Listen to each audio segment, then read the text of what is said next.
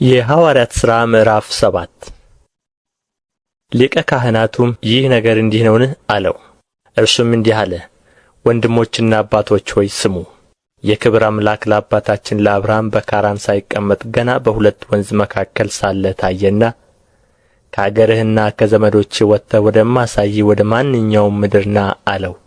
በዚያን ጊዜ ከከለዳውያን አገር ወጥቶ በካራን ተቀመጠ። በዚያም አባቱ ከሞተ በኋላ እናንተ ዛሬ ወደምትኖሩባት ወደዚች አገር አወጣው። በዚህችም የእግር ጫማ እንኳ የሚያህል ርስት አልሰጠውም። ነገር ግን ልጅ ሳይኖረው ለእርሱ ከእርሱም በኋላ ለዘሩ ርስት አድርጎ ይሰጠው ዘንድ ተስፋ ሰጠው። እግዚአብሔርም ዘሩ በሌላ አገር መጻተኞች እንዲሆኑ 400 ዓመትም ባሪያዎች እንዲያደርጓቸው እንዲያስጨንቋቸውም እንዲህ ተናገረ። ደግሞም እግዚአብሔር እንደ ባሪያዎች በሚገዙአቸው ሕዝብ ላይ እኔ እፈርድባቸዋለሁ፣ ከዚህም በኋላ ይወጣሉ፣ በዚህም ስፍራ ያመልኩኛል አለ። የመገረዝንም ኪዳን ሰጠው። እንዲሁም ይስሐቅን ወለደ። በስምንተኛውም ቀን ገረዘው። ይስሐቅም ያዕቆብን፣ ያዕቆብም 12ቱን የአባቶችን አለቆች። የአባቶችም አለቆች በዮሴፍ ቀንተው ወደ ግብጽ ሸጡት።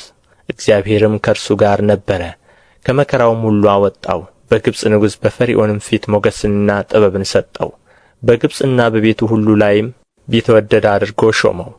በግብጽና በከነዓንም አገር ሁሉ ራብና ብዙ ጭንቅ መጣ። አባቶቻችንም ምግብን አላገኙም። ያዕቆብም በግብጽ እህል መኖሩን በሰማ ጊዜ በመጀመሪያ አባቶቻችንን ሰደዳቸው። በሁለተኛውም ዮሴፍ ለወንድሞቹ ታወቀ። የዮሴፍም ትውልድ በፈርዖን ዘንድ ተገለጠ። ዮሴፍም አባቱን ያዕቆብንና 75 ነፍስ የነበረውን ቤተ ዘመድ ሁሉ ልኮ አስጠራ። ያዕቆብም ወደ ግብጽ ወረደ፣ እርሱም ሞተ፣ አባቶቻችንም ወደ ሴኬምም አፍልሰው አብርሃም ከሴኬም አባት ከኤሞር ልጆች በብር በገዛው መቃብር ቀበሩአቸው። እግዚአብሔርም ለአብርሃም የማለለት የተስፋው ዘመን ሲቀርብ ዮሴፍን የማያውቀው ሌላ ንጉሥ በግብጽ ላይ እስኪነሣ ድረስ ሕዝቡ እየተጨመሩ በግብጽ በዙ። እርሱም ወገናችንን ተተንኵሎ ሕፃናትን በሕይወት እንዳይጠብቁ ወደ ውጭ ይጥሉ ዘንድ አድርጎ አባቶቻችንን አስጨነቀ። በዚያም ጊዜ ሙሴ ተወለደ፣ በእግዚአብሔርም ፊት ያማረ ነበረ። በአባቱ ቤትም 3 ወር አደገ። በተጣለም ጊዜ የፈርዖን ልጅ አነሣችው፣ ልጅም ይሆናት ዘንድ አሳደገችው። ሙሴም የግብጾችን ጥበብ ሁሉ ተማረ፣ በቃሉና በሥራውም የበረታ ሆነ። ነገር ግን 40 ዓመት ሲሞላው ወንድሞቹን የእስራኤልን ልጆች ይጐበኝ ዘንድ በልቡ አሰበ። አንዱም ሲበደል አይቶ ረዳው። የግብጽንም ሰው መትቶ ለተገፋው ተበቀለ። ወንድሞቹም እግዚአብሔር በእጁ መዳንን እንዲሰጣቸው የሚያስተውሉ ይመስለው ነበር፣ እነርሱ ግን አላስተዋሉም። በማግሥቱም እርስ በርሳቸው ሲጣሉ አገኛቸው።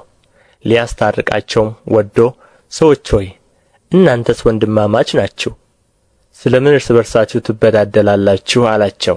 ያም ባልንጀራውን የሚበድል ግን አንተን በእኛ ላይ ሹምና ፈራጅ እንድትሆን የሾመህ ማን ነው? ወይስ ትናንትና የግብፁን ሰው እንደ ገደልኸው ልትገድለኝ ትወዳለህን? ብሎ ገፋው። ሙሴም ከዚህ ነገር የተነሣ ሸሽቶ በሚዲያም አገር መጻተኛ ሆኖ ኖረ። በዚያም 2 ልጆች ወለደ። 40 ዓመትም ሲሞላ የጌታ መልአክ በሲና ተራራ ምድረ በዳ በቁጥቋጦ መካከል በእሳት ነበልባል ታየው። ሙሴም አይቶ ባየው ተደነቀ።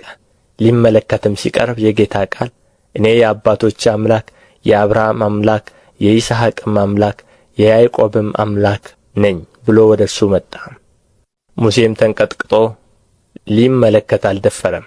ጌታም የቆምህባት ስፍራ የተቀደሰች ምድር ናትና የእግርህን ጫማ አውልቅ፣ በግብጽ ያሉትን የሕዝቤን መከራ ፈጽሜ አይቼ መቃተታቸውንም ሰምቼ ላድናቸው ወረድሁ። አሁንም ና ወደ ግብጽ እልክሃለሁ አለው። ሹምና ፈራጅ እንድትሆን የሾመህ ማን ነው? ብለው የካዱትን ይህን ሙሴን በቁጥቋጦ በታየው በመልአኩ እጅ እግዚአብሔር ሹምና ቤዛ አድርጎ ላከው። ይህ ሰው በግብጽ ምድር በኤርትራ ባሕር በምድረ በዳም 40 ዓመት ድንቅና ምልክት እያደረገ አወጣቸው።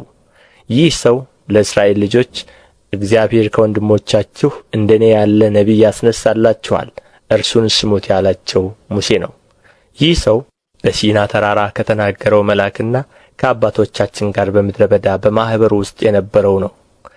ይሰጠንም ዘንድ ሕይወት ያላቸውን ቃላት ተቀበለ። ለእርሱም አባቶቻችን ሊታዘዙት አልወደዱም፣ ነገር ግን ገፉት፣ በልባቸውም ወደ ግብጽ ተመለሱ።